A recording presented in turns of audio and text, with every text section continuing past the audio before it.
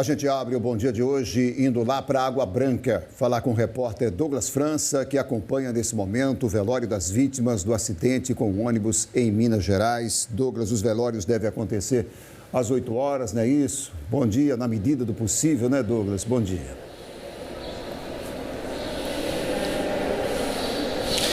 Exatamente, Gilvan. Bom dia, como você bem falou, na medida do possível. Bom dia para você, para a Sofia, para todos que nos acompanham. Exatamente, Gilvan. A expectativa, a previsão é que o sepultamento aconteça às 8 horas da manhã, daqui a pouquinho. Nesse momento, está sendo velado os corpos de Cícero Jamerson e de Cícero de Oliveira. Os outros corpos que chegaram aqui ontem à noite, por decisão dos familiares, foram levados para casa, né? Porque algumas vítimas moravam em distritos, então alguns familiares optaram em levar esses corpos para casa para continuarem velando lá e depois trazerem esses corpos para cá novamente, porque vai ter uma celebração antes da saída para o sepultamento. Então, nesse momento, está sendo velado os corpos do Cícero Jamerson e do Cícero Lima Oliveira. E como você falou, Gilvan, nós estamos aqui em Água Branca, nós chegamos ontem cedo aqui para acompanhar toda a movimentação. A gente acompanhou a chegada dos corpos aqui na cidade, aqui no ginásio. Eu e o repórter cinematográfico Valmir Inácio, nós acompanhamos todos os detalhes, a comoção. Realmente o clima aqui é de muita tristeza, de muito desespero, de muita angústia. Não é uma tragédia que marcou a cidade, marcou uma região. Então, a chegada dos corpos, a comoção, a chegada dos familiares aqui no ginásio, vocês vão acompanhar agora nessa reportagem que a gente fez ontem. Assistam. Os corpos das 19 vítimas chegaram por volta das 4 horas da tarde em Paulo Afonso. Eles vieram no avião da Força Aérea Brasileira. De lá, seguiram em comitiva para as cidades de Delmiro Gouveia, Pariconha e Mata Grande. O primeiro corpo a chegar no ginásio da cidade de Água Branca foi de Edinaldo do Nascimento. São 6 vítimas aqui de Água Branca. Os outros corpos estão vindo para cá, para o ginásio, numa comitiva. Muita gente já está por aqui, aguardando a chegada. Quando os corpos chegaram, muita comoção. Os corpos são de Marcondes Teixeira Lima, Isabel Cristina Melo Lima, Amanda Lima Rodrigues, Cícero Jamerson Andrade da Silva e Cícero de Oliveira Lima, vítimas do acidente trágico em Minas Gerais. Próxima do caixão do Cícero, a família se despedia em meio ao desespero. Essa mulher passou mal e precisou ser socorrida. O ginásio estava lotado, só entrava quem tivesse de máscara, mas as pessoas não escondiam a tristeza profunda causada pela dor da perda. Foram 19 vítimas fatais. Além de Água Branca, 3 vítimas foram de Pariconha e outras 3 de Delmiro Gouveia. Dos 6 corpos da cidade de Mata Grande, 4 foram para São Paulo. Um corpo ficou na Bahia. Cidades marcadas por uma tragédia que jamais será esquecida. Foi um acontecimento inesperado e que, pela repercussão, pelas famílias, pela quantidade de vítimas, vai ser difícil, acho que nunca vai ser esquecido. E pela mobilização que teve também, né? Você vê que o município inteiro está aqui presente para dar suas condolências. É muito triste, é muito angustiante, realmente é impossível a gente não se envolver, não sentir um pouco ou muito da tristeza que essas pessoas estão sentindo. Então, para quem está chegando aqui no Bom Dia Alagoas agora, deixa eu só dar mais uma atualizada. Nós estamos aqui no ginásio de esportes da cidade, onde está sendo velado alguns corpos, o corpo do Cícero Jamerson e o corpo do Cícero Oliveira Lima. Os outros corpos que chegaram aqui ontem no ginásio foram levados para a casa de parentes, né, para continuarem sendo velados, e depois esses corpos serão trazidos para cá novamente. A expectativa é que todos saiam daqui do ginásio, vai ter uma celebração e que todos os corpos saiam daqui do ginásio por volta das 8 horas, 8h30 da manhã para sepultamento. Então é isso, Gilvan, a gente continua aqui nessa cobertura difícil, triste, angustiante, e mais informações a gente ainda volta com certeza nessa edição do Bom Dia Alagoas. É com vocês aí no estúdio. Obrigado, Douglas França, que está ao vivo, direto de Água Branca, ainda nessa edição, como ele mesmo falou, ele vai trazer mais notícias. de cortar o coração, né? Porque as pessoas, muitos deles saíram para tentar um emprego lá fora, alguns deles já tinham emprego certo, a gente viu o depoimento ontem que um deles estava indo porque estava empregado no mercado lá, quer dizer, em busca do sustento, em busca de ajudar a família, em busca de uma vida melhor, infelizmente, e é de cortar o coração mesmo, né? Você verdade. fica vendo os familiares ali, a cidade inteira, né, ali. Como Douglas França falou, a cidade toda está comovida, né? Todos compareceram ao ginásio ontem para fazer, de alguma forma, ali uma homenagem, para prestar suas condolências. Então, a cidade toda em luto. Na verdade, é uma região toda, como Douglas França falou. Não é só Água Branca, né? São várias cidades aqui alagoanas. E uma situação inesperada, né, Gilvan? Ninguém espera o pior, na verdade. Mas uma situação dessa, realmente, é de pegar todos de surpresa. Como você falou, muita gente indo a São Paulo, realmente em busca de uma vida melhor. Porque a falta de emprego, a falta de perspectiva, o Estado passa por um momento muito complicado, o Brasil inteiro nessa questão do desemprego e Alagoas, principalmente, os números são difíceis, né? Raramente você tem uma família que não tenha 1 ou 2 desempregados. E a gente sabe que no interior do estado, principalmente nessa região, a economia é um pouco complicada, né? Falta o desenvolvimento, falta emprego. É muito sazonal também, né? Então fica realmente essa dor das pessoas, a gente percebe isso, é uma pena. E fica aqui nossos sentimentos também, né? Claro. Nossa homenagem aos familiares e às vítimas desse acidente. E a gente continua falando sobre isso, viu, gente? Porque o motorista que dirigia o ônibus no acidente em Minas Gerais prestou depoimento à polícia. Os primeiros depoimentos foram dos representantes da empresa Loca Lima, proprietária do ônibus. Ao delegado responsável pelo caso, foi apresentado um documento comprovando o arrendamento do ônibus com placas DTD 7253 pela empresa JS Turismo Limitada. No contrato assinado em outubro de 2019, há ainda uma cláusula determinando que, a partir da assinatura, a JS Turismo seria a responsável em casos de sinistros envolvendo o veículo e terceiros, bem como os passageiros, além da indenização dos danos e em caso de multas. O ônibus pertence à empresa Loca Lima, mas ele tem um contrato de arrendamento com a empresa JS. A empresa JS é que tem o poder e o direito de trafegar essa linha. O carro foi vistoriado há pouco tempo, né? A gente tem sempre um cuidado com o tacógrafo para o motorista não exceder o limite de velocidade, né? Então, a Loca Lima é uma empresa responsável, né? Se acontecer uma falha humana, foi uma tragédia, uma fatalidade. Mas a gente sempre teve cuidado com os nossos veículos. Também foi ouvido um dos motoristas do ônibus. Testemunhas disseram que Luiz Viana de Lima dirigia o ônibus na hora do acidente e que ele pulou antes do ônibus cair e fugiu. O outro motorista morreu na queda. Luiz chegou neste carro e não quis dar entrevista. Dados da Associação Brasileira de Transporte Terrestre de Passageiros revelam que o transporte irregular cresceu durante a pandemia. O acidente em João Molevade chama a atenção para os riscos enfrentados por quem usa esse tipo de serviço. Porque são empresas que não têm estrutura adequada de garagem para fazer uma manutenção regular do veículo, especialmente no quesito de higienização, não tem um controle de motoristas, tanto na contratação como na manutenção desse motorista descansado, com exame toxicológico em dia, e tem um problema posterior, porque no máximo de garantia que o passageiro, né, as vítimas e os familiares vão ter, é a cobertura de seguro. E principalmente num acidente desse, com muitas vítimas, a apólice é insuficiente para cobrir tudo. Ainda nessa edição a gente vai falar sobre esse caso, sobre essa questão das vítimas, e é necessário sim a apuração para saber de quem é a responsabilidade, né? De quem é responsável por essa situação, infelizmente, por esse acidente trágico. Vamos mudar de assunto. Um caso revoltante aqui em Maceió. Uma criança de 6 anos foi espancada pela própria mãe, que foi presa. O repórter Ragi Torres tem mais informações. Olá, o motivo, segundo o Conselho Tutelar, foi a criança ter urinado no chão. Apenas isso. A mãe, inclusive, confessou a agressão e disse estar arrependida. O conselheiro que acompanhou esse caso disse que a mãe pisou na cabeça do filho, no rosto e também nos braços. A criança, inclusive, tem atrofia nas pernas e tinha acabado de passar por uma cirurgia de correção. Agora, ela está sob os cuidados da avó materna, que disse que não concorda com nenhum tipo de violência.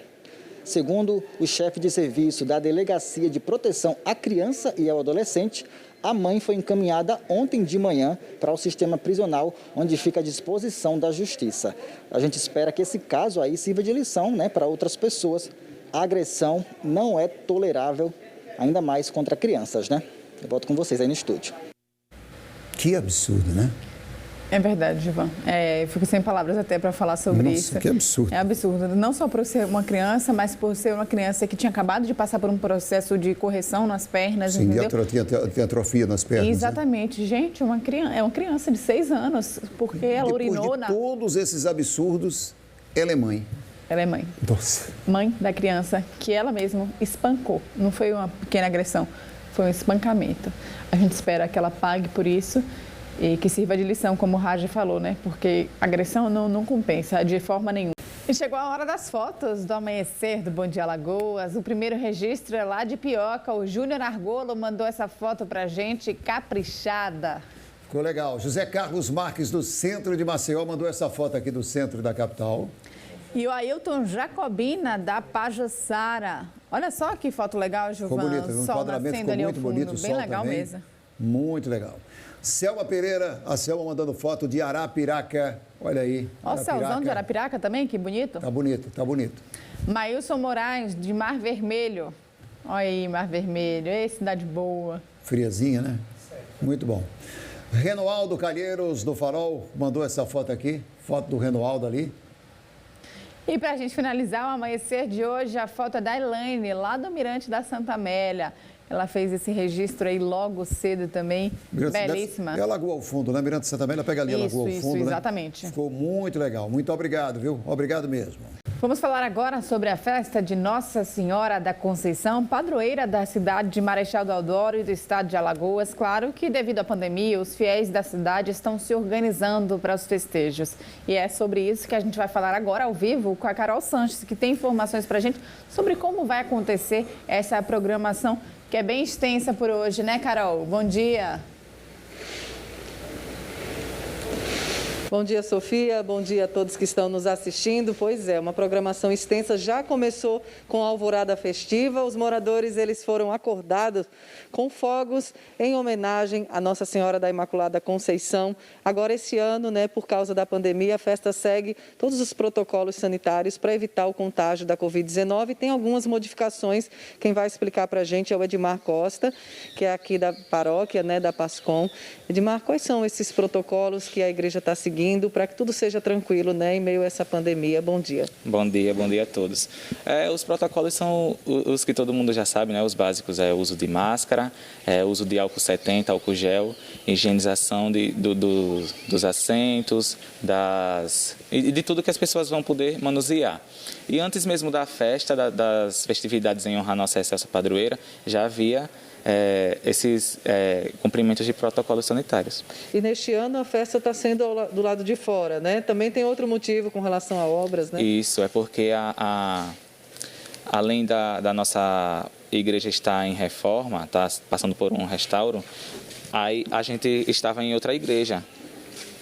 As solenidades estavam em outra igreja, por enquanto, né? Aí a gente veio para cá porque aqui é a casa dela, na frente da casa dela, na casa de Nossa Senhora. Por isso que foi montada essa tenda, né? Para que seja feito. Como é que vai ser a carreata logo mais? Bom, vai sair lá do Largo de Itaperaguá, da Igreja do Senhor do Bonfim, com destino aqui encerrando com a missa presidida pelo Dom Antônio Muniz. A festa que já é uma tradição, né? A gente vai conversar também com a Letícia Maria, que fala um pouquinho dessa tradição na cidade, né? Que neste ano vem com essa adaptação. Mas o morador de Marechal, os fiéis da igreja, eles vão participar, né? Já vem participando desde o dia 29, né? Sim, bom dia a todos, bom dia. A festa em honra à Nossa Excelsa Padroeira, além de um ato de fé e devoção da Imaculada Conceição, aqui do povo de Marechal, é também uma tradição. Os moradores, eles esperam ansiosos, né? pela chegada do dia 8, organizam, ajeitam suas portas, né, para esperar a procissão da Imaculada passar, que esse ano, como havia dito, vai ser um pouquinho diferente, mas não vai deixar de passar pelas principais ruas de nossa cidade, né, porque o fiel, ele sente, né, ele quer começar o ano sentindo a presença de Maria. Né?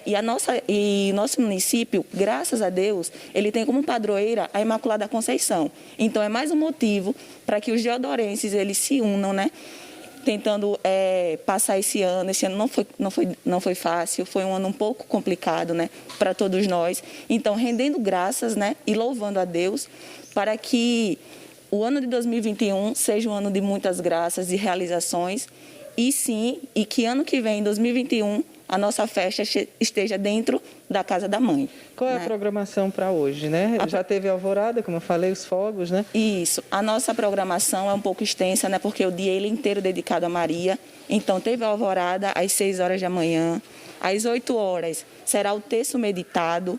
Às 9 horas da manhã, a missa solene, presidida pelo nosso Padre Edivan, né? E às 16 horas, a procissão, que será um pouco diferente, não vai ser uma procissão a pé, e sim uma carreata. Mudou também neste ano a imagem, né, de Nossa Senhora Imaculada Conceição, que a outra imagem ela está passando por uma reforma, né, uma restauração. Isso. Junto da igreja, né, todos os santos que compõem a igreja, e principalmente a imagem da Imaculada Conceição, ela foi restaurada. Então, como é um trabalho muito mais delicado, um trabalho esmiuçado, né? Levou um pouco mais de tempo e não ficou pronta a tempo hábil para as nossas festividades. Só que a tradição da Santa de Roca já vem muito tempo, né? Então ela foi altamente substituída e cumpre todo o papel também. Tá certo. Muito obrigada a vocês pelas informações, essas festividades, né, que acontecem também em Maceió, em dois bairros, no Jacintinho e no Climabom, e em outros municípios do estado, claro. Nossa Senhora da Imaculada Conceição, padroeira do estado, e também aqui de Marechal Deodoro, Passo de Camaragibe, Barra de Santo Antônio, Rio Largo, Jundiá, Champreta e Atalaia. Essas festividades, como eles falaram, né, em um momento tão importante e, claro, seguindo todos os protocolos sanitários diante dessa pandemia que nós estamos. Com você. Valeu, Carol. Obrigada pelas informações. Muito importante, né, para quem é devoto, principalmente para quem acompanha de forma histórica essa procissão, poder acompanhar mesmo nesse período de pandemia, é claro, seguindo todos os protocolos, como a Carol falou. E olha, as centrais de triagem da Covid em Maceió e Arapiraca registraram um aumento aí de 140% no número de atendimentos. O repórter Raj Torres traz as informações. Raj. Olá, segundo a Secretaria de Estado da Saúde, o aumento foi entre os meses de outubro e novembro. O número de atendimentos saltou de 3.881 em outubro para 5.446 em novembro, um aumento aí de mais de 1.500 atendimentos de um mês para o outro. O secretário de Saúde de Alagoas, Alexandre Aires, disse que esse aumento no número de atendimentos já era esperado, né, devido ao relaxamento dos cuidados, né, com a prevenção, né, à doença, mas garantiu que o Estado está preparado para essa segunda onda da Covid. Vamos ver aí um trecho da entrevista feita com ele. A gente tem acompanhado com bastante atenção. Tanto é verdade que mantivemos abertas as centrais de triagem, tanto do ginásio do SESI aqui em Maceió, quanto a de Arapiraca. Mesmo com os números baixos, nós sabíamos que, com a flexibilização social, com as aglomerações políticas, com outros fatores como a chegada do verão, nós teríamos uma movimentação maior de pessoas nas ruas e, consequentemente, uma circulação ampliada do vírus. Então, isso já estava na nossa perspectiva e estamos acompanhando a elevação desses números, que tem, quando a gente observa as semanas epidemiológicas, eles têm aumentado principalmente na faixa etária entre 20 e 29 anos. São jovens que estão nas ruas, jovens que apresentam em sua maioria sintomas leves, mas que levarão esse vírus para dentro de suas residências. Então, a taxa de ocupação hospitalar, ela vai crescer também em decorrência desses pacientes do grupo de risco.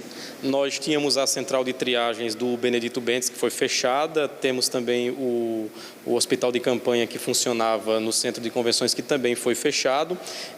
O senhor, caso seja necessário poderá reabrir essas unidades de atendimento?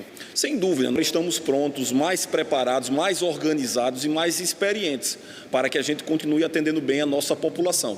Então faremos tudo o que for necessário para que o cidadão alagoano se sinta amparado, protegido e que possa voltar ao seu convívio familiar caso ele seja contaminado pelo Covid-19.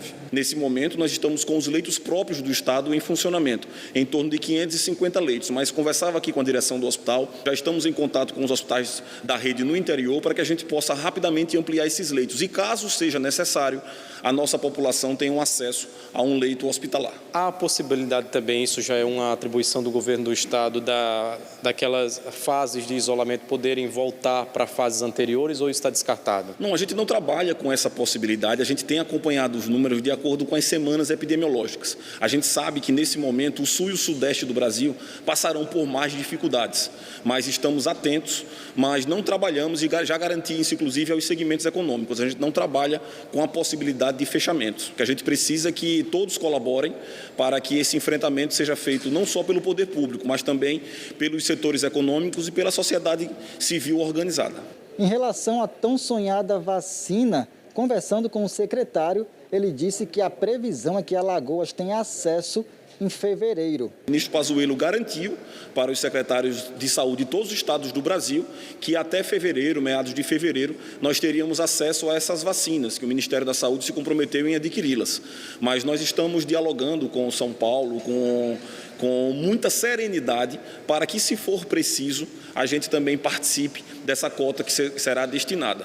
Mas eu confio na palavra do ministro e tenho a plena convicção de que Alagoas será contemplada com essas vacinas. A imunização deve começar a ser feita primeiro com as pessoas que fazem parte do grupo de risco. Vamos então aguardar aí, ansiosos pela vacina, mas claro, sem relaxar com os cuidados. Volto com vocês no estúdio. Agora, para falar de saúde, obesidade, diabetes, hipertensão arterial são algumas patologias que levam pacientes a desenvolver problemas renais. Geralmente, essas patologias, elas costumam levar essas pessoas a tratamentos de hemodiálise. Para falar sobre o assunto, aqui com a gente, o doutor em nefrologia, Eric Barbosa. Doutor, bom dia, bem-vindo, muito obrigado pela sua presença aqui com a gente no Bom Dia. Existe um percentual, doutor, de quantas pessoas podem estar nessa situação? Existe um percentual? Bom dia, Gilvan, bom dia a todos. Existe sim, entendeu? A gente que acompanha esses pacientes durante a hemodiálise, a grande maioria deles são oriundos do diabetes e da hipertensão. Ao redor de 40% de cada um, totalizando 80% das patologias que estão em diálise, 20% são oriundos de outras situações, como as nefrites, as doenças relacionadas a cistos, calculoses renais, enfim. O principal são os diabéticos e os hipertensos, corresponde à grande maioria desses pacientes em diálise. E, doutor Eric, quando mal administradas, essas doenças como o diabetes e como a hipertensão, pode realmente levar um grave prejuízo aí aos rins, Podem até comprometer o funcionamento deles. A maioria desses casos, desses pacientes que entram em diálise, eles padecem dessa doença já há algum tempo. E esse algum tempo, isso transcorre uns 15, 20 anos. Então, é a hipertensão mal controlada, é o diabetes mal controlado que vai fazer com que esse doente chegue à hemodiálise, Ele passa por vários estágios. De uma forma mais didática, classificamos em leve, moderado e grave. Então, até chegar a nível grave ou terminal, existe um grande tempo que poderia ter sido intervido aí com medicações, com controles dietéticos, para que esse doente não chegasse numa forma tão grave à terminal. Doutor, eu queria que o senhor falasse para o telespectador qual é a função dos rins. A gente fala muito, a função dos rins é limpar o sangue. Eu queria que o senhor falasse qual a importância dos rins para o corpo humano. Os rins, né, são responsáveis pelo equilíbrio, né, do organismo. Equilíbrio no sentido de filtrar as impurezas, regular os distúrbios hidroeletrolíticos, controlar o sódio, potássio, magnésio, além de filtrar, como tem sua principal função, mas tem algumas outras funções que são tão importantes quanto, mas menos conhecidas. Eles têm o papel de sintetizar alguns hormônios, né, para o controle da anemia. Paciente que cursa com a insuficiência renal crônica, ele tem anemia pela deficiência de um hormônio chamado eritropoetina. Os rins são responsáveis também pelo controle ósseo, a osteoporose, osteopenia. Ele sintetiza, faz parte da vitamina D, na qual faz com que o organismo tenha uma harmonia com o tema de cálcio, fósforo, PTH. Então, são várias funções que poderíamos estar indicando aqui que são tão importantes quanto a filtração do organismo, que são menos conhecidas pela população. Doutor, o senhor falou no início dessa pergunta que os rins eles funcionam como um filtro, por exemplo. E aí, quando eles não estão funcionando perfeitamente, existe esse tratamento, a hemodiálise. A hemodiálise é exatamente isso? Fazer com que esse sangue seja filtrado de alguma forma melhor e seja devolvido ao corpo? Explica pra gente. É verdade, né? A hemodiálise, na verdade, faz uma função dos rins, né? De novo, não consegue sintetizar hormônios, não consegue produzir vitamina D, mas a diálise sim tem o papel da filtração das impurezas, o equilíbrio hidroeletrolítico, né? O equilíbrio do sódio, do potássio e a retirada da água do indivíduo. A grande maioria desses pacientes que cursam com a insuficiência renal crônica em estágio terminal, eles não urinam ou urinam muito pouco. Então, uma das funções da hemodiálise é também retirar todo o excesso de líquido desse indivíduo que, se mantiver com essa volemia, vai causar transtornos, como edema agudo de pulmão, a pressão elevará, e insuficiência respiratória, e pode chegar até vir precisar de ser entubado devido a essas situações. Existem outras doenças que podem provocar doenças renais crônicas, doutor?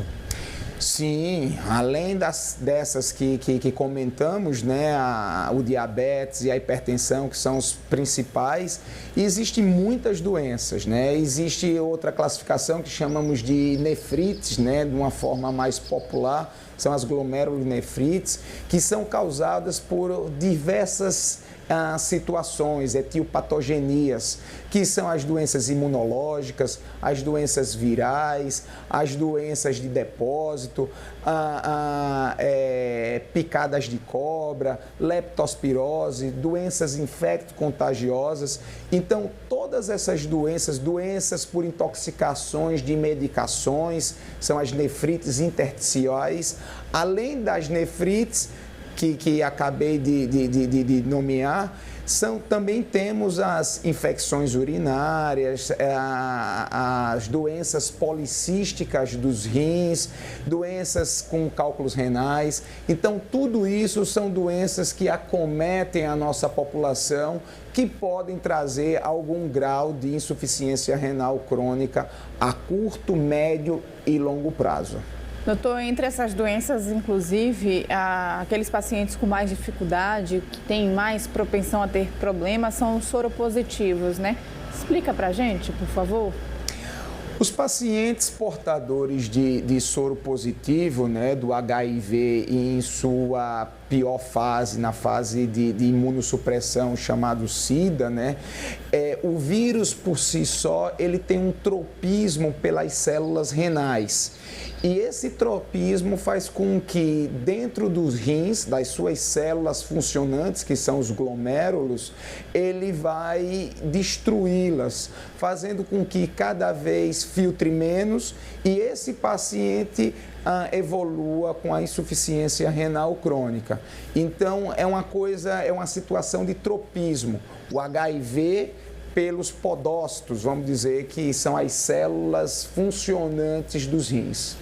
Doutor, doença como a Covid, ela pode afetar os rins? Nós estamos aí praticamente há 9, 10 meses convivendo com esse grande problema no mundo. Tem comprovação para isso? Pode realmente afetar?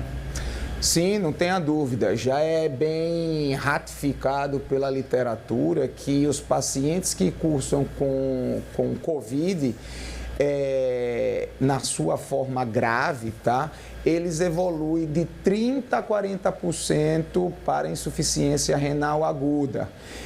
Na grande maioria desses doentes, eles precisam realizar a hemodiálise no ambiente de terapia intensiva e que, infelizmente, pela gravidade desses doentes portadores de Covid, a grande maioria, ou existe uma grande índice de mortalidade quando esse doente precisa de hemodiálise. Mas já é bem documentado a necessidade realmente de hemodiálise nos casos graves, tá, do Covid, evoluindo para insuficiência renal aguda.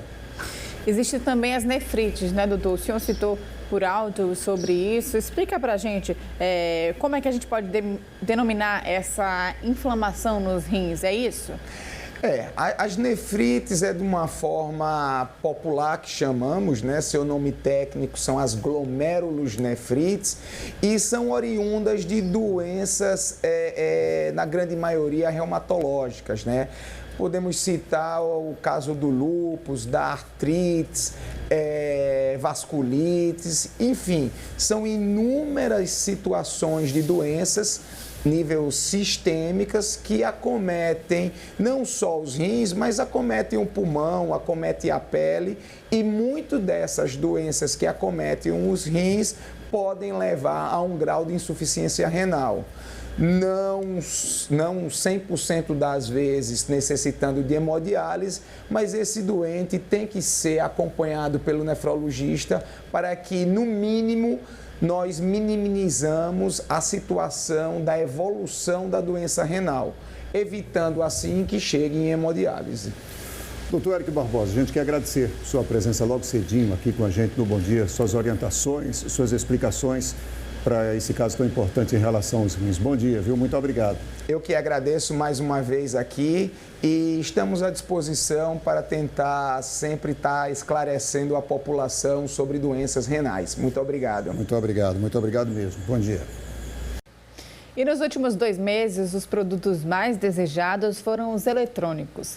Uma pesquisa aponta que 52% dos consumidores têm como sonho de consumo primeiro o celular, depois o notebook e em seguida a televisão. Viver sem celular em pleno século XXI é uma missão quase impossível.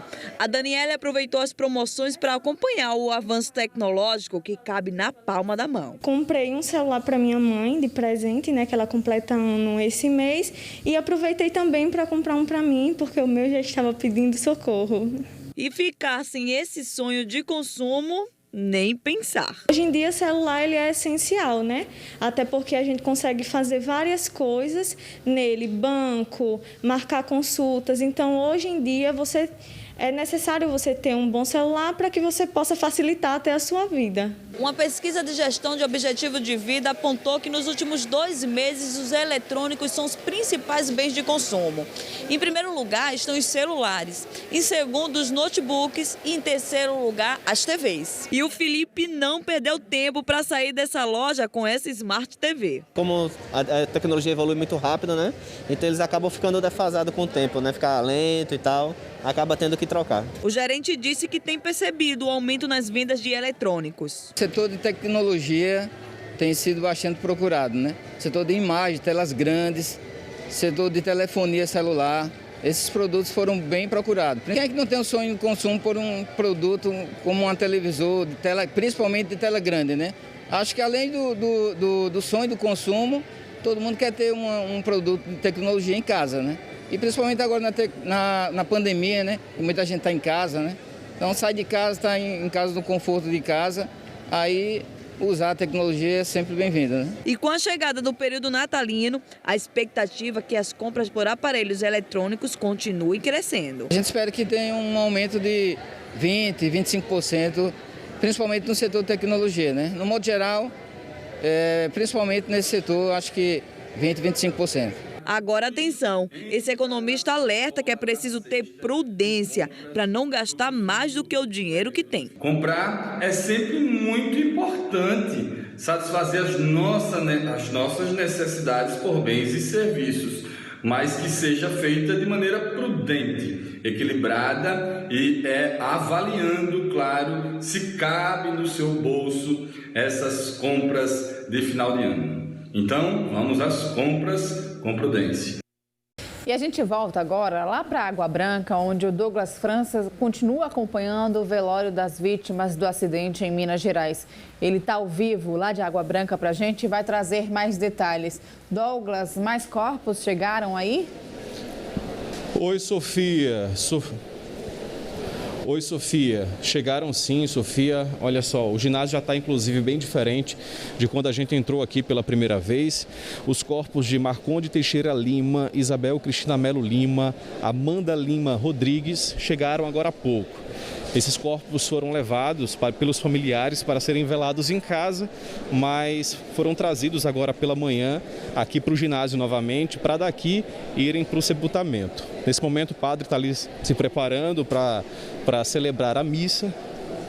Não é muita gente emocionada, né? Cada vez mais familiares e amigos chegando por aqui, o ginásio já está bem cheio. E a expectativa é que a missa se encerre às 8 horas da manhã para dar início aí ao cortejo em direção ao cemitério aqui local. O corpo do Edinaldo do Nascimento não veio para cá porque vai ser enterrado em outra cidade. Então, apenas os corpos do Marcondes, Isabel, Amanda e Cícero de Oliveira. Então, é isso, Sofia, Gilvan, a gente vai continuar acompanhando, não é? A gente vai acompanhar o enterro também, e os detalhes a gente vai mostrar hoje no L1. É com vocês aí no estúdio.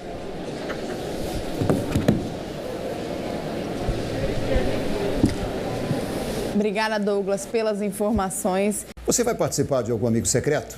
Pois é, chegou o período da troca de presentes, mas tudo indica que esse ano eles serão mais econômicos, viu? Segundo a pesquisa, o valor a ser gasto com as lembrancinhas deve ser menor que o do ano passado.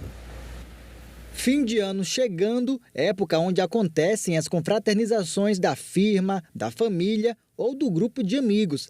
E claro, ele que é cada vez mais tendência, não pode faltar.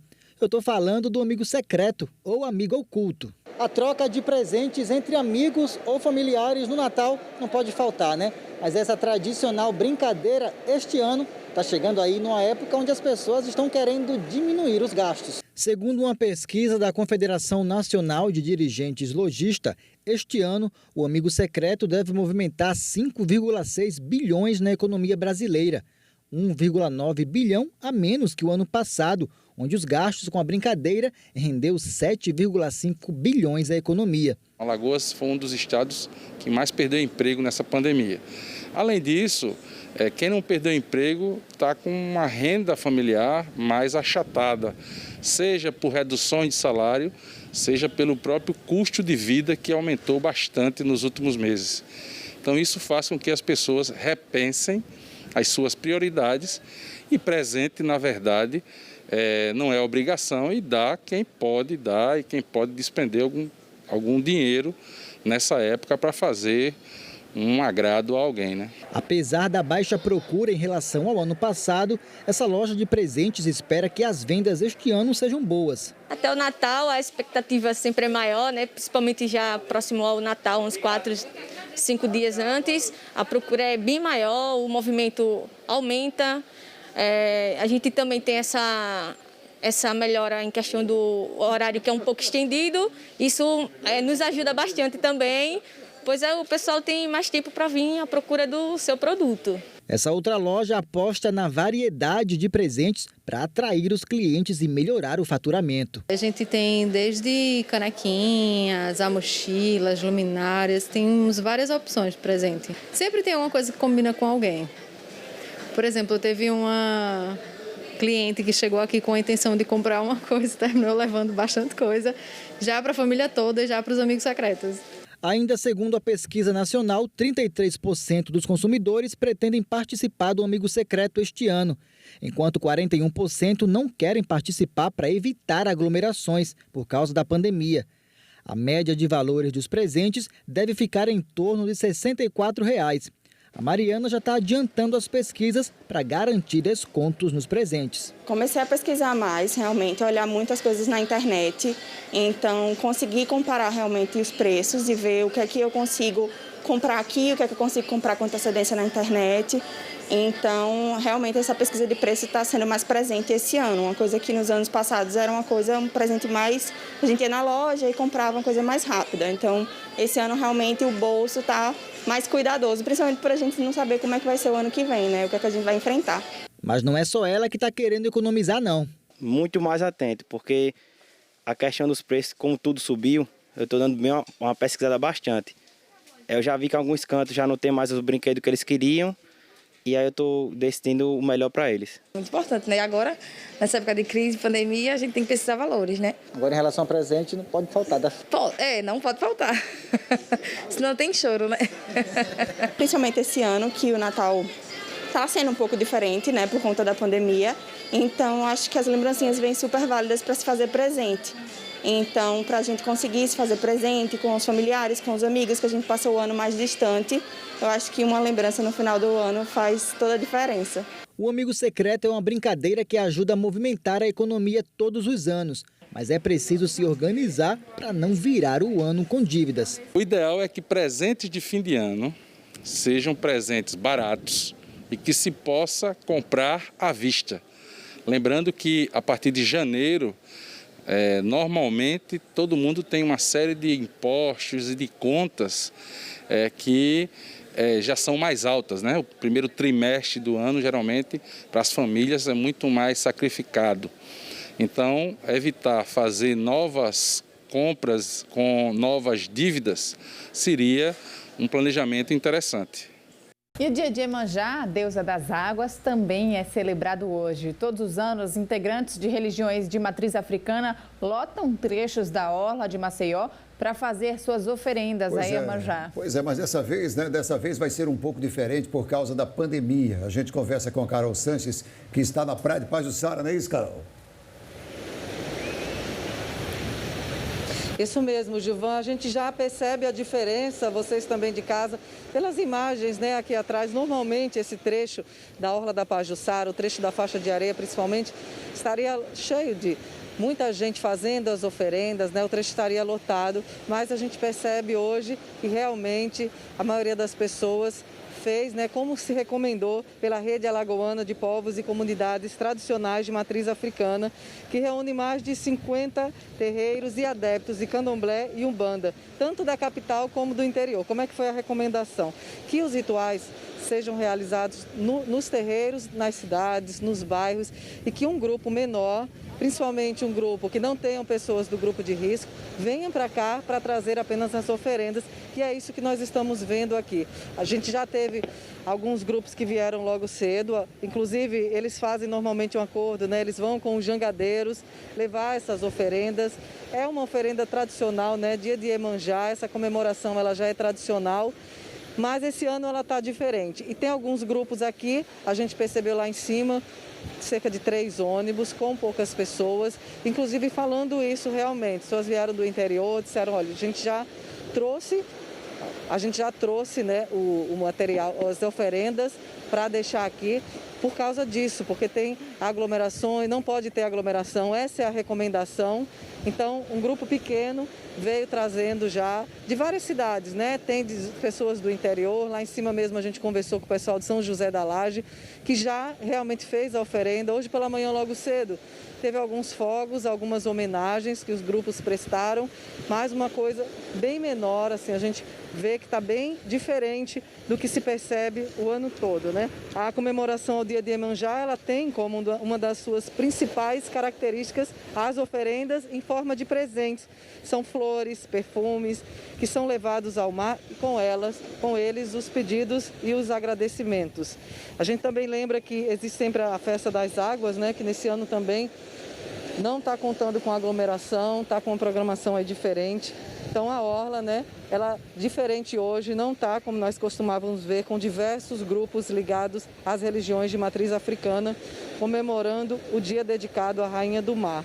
Mas as comemorações acontecem sim, a gente conversou com algumas pessoas que inclusive vieram aqui trazer oferendas, que as comemorações elas estão acontecendo nos terreiros, tanto na capital como no interior, e um pequeno grupo, conforme a recomendação, inclusive, está vindo para trazer essa oferenda. Um cenário bem diferente, né, que chama bastante atenção para a gente que está acostumado sempre a fazer esse tipo de cobertura, vir nesse dia e ver a movimentação, ver o som dos tambores, uma grande festa que se faz em homenagem a Iemanjá, que hoje está sendo diferente, respeitando esse período de pandemia. Gilvan, Sofia. Obrigado, Carol. Nós constantemente mostramos aqui nos nossos telejornais casos de animais encalhados nas praias alagoanas. Essa é uma situação que preocupa os órgãos ambientais. Por isso, o Instituto Biota de Conservação lançou a campanha Encalhou, que vai orientar os moradores da região costeira sobre como agir nesses casos. É sobre isso que a gente conversa agora com o Douglas Lopes aqui no telão. Douglas, a ideia é criar uma rede de colaboradores aí para ajudar a salvar esses animais, né? Isso, Gilvan, uma rede com um só objetivo, como você falou aí bem agora, né? Salvar esses animais marinhos, vítimas da pesca predatória, da poluição, do ambiente aquático terrível. E a gente conversa agora com a Silvanise Marques, ela é coordenadora de Educação Ambiental do Instituto Biota. Silvanise, bom dia, bem-vinda. O Encalhou começou, está no ar, e no momento em que as praias estão lotadas, tem muita gente, infelizmente, é a época em que mais ligam para vocês falando de casos de animais encontrados no mar, não é? Bom dia, bem-vinda. Bom dia, exato. Douglas, você frisou bem, né? É um período de férias, onde a gente percebe que há uma concentração maior de pessoas nas praias, e com isso a gente faz essa campanha, né? Uma campanha Encalhou, onde a gente divulga nossos contatos, caso encalhe algum animal marinho, vivo ou morto, entre em contato com a gente, certo? Ele vivo principalmente porque, caso ele esteja vivo, nossa equipe vai orientar os primeiros socorros, o que fazer com esses animais, tá? É importante, gente, que essas pessoas não toquem no animal, tá? Na resolução 2 de 2020, a resolução do CEPRAM, ele traz isso bem claro. Você tocar, afugentar, interromper, entrar em contato com esses animais é crime ambiental. Então, assim, é muito importante que as pessoas não toquem e que contribuam para que a gente faça o resgate desses bichos vivos. Silvanise, e muita gente vê, aí tá a família, fala, como é bonitinho, vai lá, tenta tocar, o animal às vezes está lá sobrevivendo, lutando para viver e acaba morrendo por causa justamente desse toque, que às vezes você pensa que vai ajudar e como você não tem o conhecimento técnico, você acaba atrapalhando, né? E são golfinhos, tartarugas, baleias, né? Isso, exato, né? Para esse ano, todos os anos faz essa campanha Encalhou.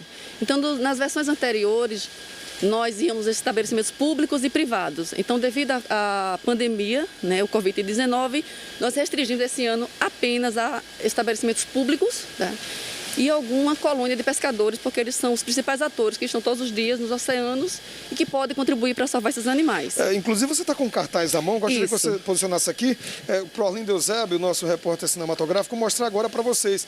Vocês estão afixando esse cartaz em que local? Porque tem aqui, ó, encalhou, é uma pergunta, né? Avistou animal marinho, você já falou, evite qualquer contato com o animal, exato. Ligue imediatamente para a nossa equipe de resgate. Esses cartazes estão sendo afixados em que local? Isso, para esse ano, a versão desse ano, apenas órgãos públicos, a Secretaria de Meio Ambiente nos municípios litorâneos e para algumas colônias de pescadores, como eu falei anteriormente. Tá? Então, eles trazem todas as informações, nossos contatos. Tá? E assim, gente, uma coisa importante, a gente pede para que não passe trote. Acontece trote lá também? Sim, acontece trote. E às vezes a gente não poder se deslocar uma equipe, chegar lá, não é nada. Não é nada. E qual o telefone que a gente pode ligar? Então vocês têm, isso. Que contato a gente chega até vocês? 9115-2944, ele também é o WhatsApp. Então, normalmente a gente pede que também tire o registro através de foto, tá? Que a gente pode ver como o animal se encontra e aí, a depender, a gente manda a equipe para fazer o resgate caso o animal esteja vivo. Você repete, por favor?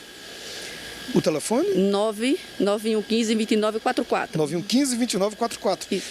E tem gente que liga achando que vocês cuidam também de outros animais, né? Cavalos, porcos, e não é bem. Biota, não. Conservação ambiental, e vocês trabalham com animais marinhos. Exclusivamente animais marinhos. Tartarugas, golfinhos, baleias, principalmente, que é o que tem mais no nosso litoral. Essa é a época da reprodução das tartarugas. É o animal que vocês mais conseguem, infelizmente, encontrar nessa Douglas, época do ano sem vida? Isso, para esse ano nós já registramos, para esse mês, até outubro, nós já registramos 820 tartarugas, ocorrência de tartarugas marinhas. É o número alto? Sim. Se compara com outros anos, assim, Sim, até porque a gente percebeu que com a campanha esse número aumentou, tá? Aumentou significativamente. Que até então nossos registros eram bem pouco. Então, a adesão do WhatsApp, a adesão das redes sociais... Então havia uma subnotificação antes, né? Isso. Havia uma subnotificação. Então, com as redes sociais, isso, digamos assim, aumentou consideravelmente. Tem alguma região assim que vocês têm mais trabalho, que tem mais animais que vocês encontram mortos? Litoral Norte, Litoral Sul, a área urbana? A gente percebe que na área urbana tem mais pessoas, tem muito registro também. Mas atualmente o Sul está com um registro bem considerado. Quando vocês são chamados, que vão lá, quais as condições de saúde desses animais? Por que eles morrem tanto? É assim, Douglas, um dos principais fatores que mais acomete a morte de tartarugas, principalmente, é a interação com a pesca. São redes que... Isso, são redes, né, que elas se emalham e terminam morrendo afogadas, tá? Então, depois da pesca é lixo, tá? A embarcação, lixo, resíduos sólidos é um segundo fator que também mais acomete a morte desses animais, tartarugas principalmente. Embarcações, às vezes há colisão de embarcações para baleia, que inclusive no mês passado, começo desse mês, a gente resgatou uma baleia onde ela apresentou vértebras quebradas. Então acredita-se que foi interação com embarcações, exato. Golfinhos também a gente encontra aqui nessa região, isso, né? Golfinho. Inclusive teve essa semana, né? Ele apresentou marcas de rede. Então, normalmente é isso. Eles se emalham na rede, não conseguem subir para respirar e morrem. Que causa tudo isso? A gente não pode considerar uma pesca predatória, sabe? Até porque, assim, as redes, tem muitas que são com uma espécie de seletiva. Tá? Eles não estão lá para pescar o golfinho, mas coincidentemente ou acidentalmente eles se emalham e terminam morrendo. E é um prejuízo enorme, né? Porque são anos até chegar na fase adulta, né? Isso, Principalmente tartarugas, né? Tartarugas tem espécies que passam 30 anos para poder reproduzir. Elas voltam para o local onde nasceram, Isso. Há estudos, né, que mostram que ela tem a tendência a voltar para desovar no local onde ela nasceram. E esse projeto Encalhou, ele vai até quando, Silvanise? Ele vai essa semana. Ele começou agora ontem, Começou né, ontem, isso. Nós vamos trabalhar essa semana em todo o nosso estado, tá? Principalmente nos litorâneos, tá? E nesses órgãos públicos, porque como a gente tem parceria, caso encalhe uma baleia, é a quem a gente vai recorrer. O trabalho de vocês é o ano inteiro, mas assim, há essa intensificação no verão, porque as praias têm mais gente, estão mais lotadas, tem mais, o ambiente está sendo invadido. Mais frequentado. O habitat natural deles, né, está sendo frequentado.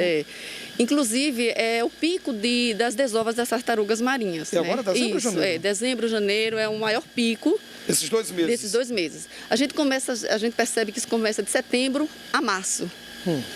Mas que dezembro, janeiro, coincide com o período de férias, é onde a gente vê o maior número de registro de tartarugas. Então, para a gente fechar, encontrou um animal marinho, tartaruga, golfinho, baleia, não vai tocar, liga imediatamente para o Biota e o número, você mostra o novo cartaz, para além do fechar aqui e mostrar para a gente, é o 99115 2944, 99115 2944. Tem aqui bem claro, gente, não passe trote. Vocês, infelizmente, recebem muitas ligações que são mentirosas, né? Sim. E atrapalham o trabalho de vocês. Exato. Silvanice, muito obrigado, bom dia. Obrigada, bom dia a vocês. Bom trabalho aí. Obrigada. Encalhou, liga pro Biota. Isso. Até mais. É isso, Gilvan, Sofia, segue o bom dia. Obrigado, Douglas. E a terceira expedição científica do Rio São Francisco entra hoje na fase final. Quem traz as informações para a gente é o repórter Amorim Neto, que segue acompanhando o trabalho dos pesquisadores. Oi, bom dia para vocês. Gilvan, Sofia aí no estúdio. Bom dia para todo mundo que está acompanhando a gente aqui no Bom Dia Alagoas. Olha, hoje nós estamos já na cidade de Piaçabuçu, desde ontem, na verdade. Chegamos aqui ao meio-dia e hoje a expedição entra na sua última fase. Vai até a Foz do São Francisco. E aqui comigo está o Jackson Borges, que é ambientalista e faz parte do Comitê da Bacia Hidrográfica de São Francisco, está na expedição representando o comitê. Jackson, muito bom dia, muito bem-vindo aqui com a gente. A expedição entra agora na sua fase final e já tem, assim, resultados para futuro bem próximo que vocês estão discutindo aí na expedição, né? É verdade, Amorim. Bom dia a todos. Amorim, a expedição tem o nosso expediente aqui nas embarcações começa às 5 da manhã e termina 10 da noite com uma palestra. Palestras diversas, ontem foi sobre turismo no Baixo São Francisco. Saíram muitas ideias, mas uma das ideias que eu fiquei entusiasmado em discutindo é a questão de uma parceria das universidades, do pessoal da expedição, com a Codevasf e com as colônias de pescas.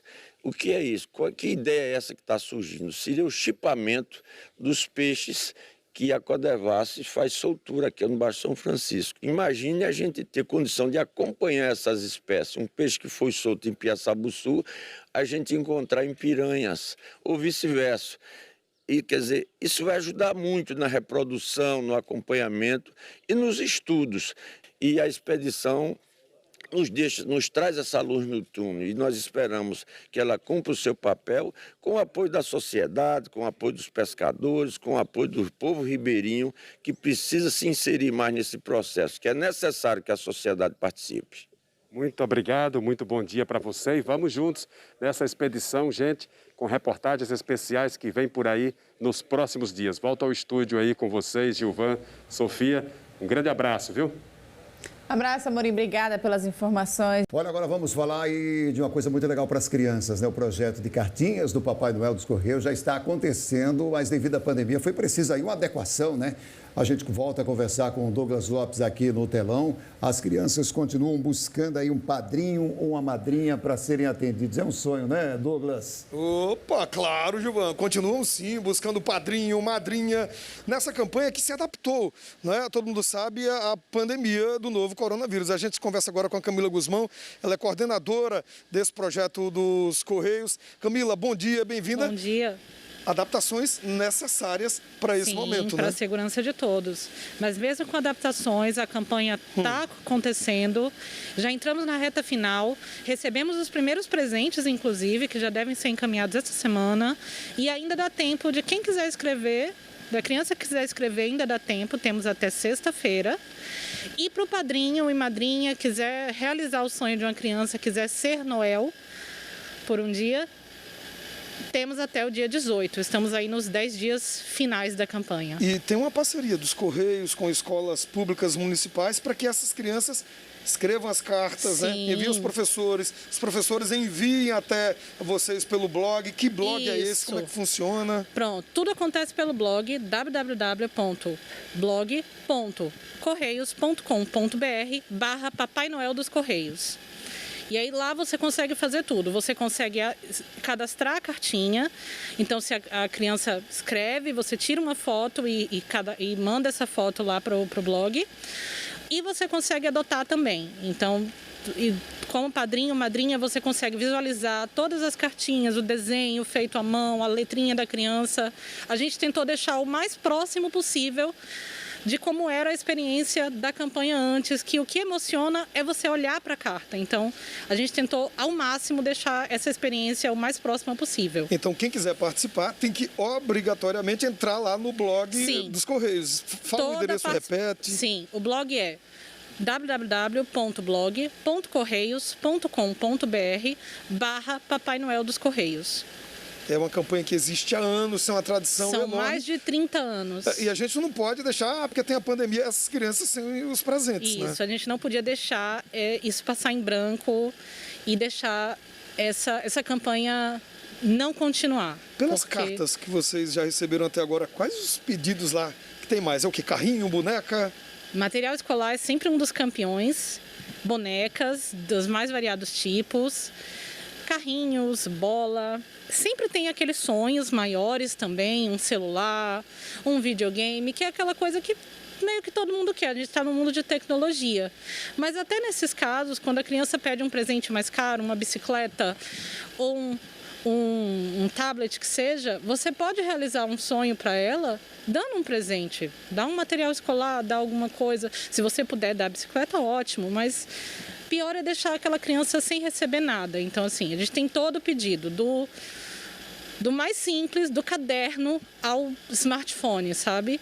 E são todas crianças, é normal elas sonharem. Então, dá o que o seu coração pedir. Camila, dá o que o seu coração disser. Para o professor que está em casa, assistindo a gente agora, a gente sabe que as aulas presenciais não estão acontecendo, são aulas remotas, né, a essas crianças, muitas crianças ainda sem aulas.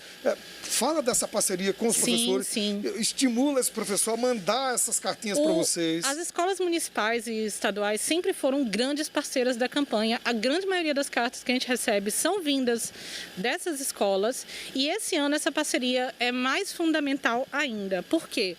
Porque são os professores que podem recolher essas cartinhas, em grande parte, eles podem fazer esse papel, basta ter um smartphone em mãos e recolher essas cartinhas e tirar as fotos e cadastrar as cartinhas da turma e do colégio tranquilamente lá no blog. As escolas já estão lá cadastradas. E até quando para fazer o cadastro? Repete. Até o dia 11, até essa sexta-feira.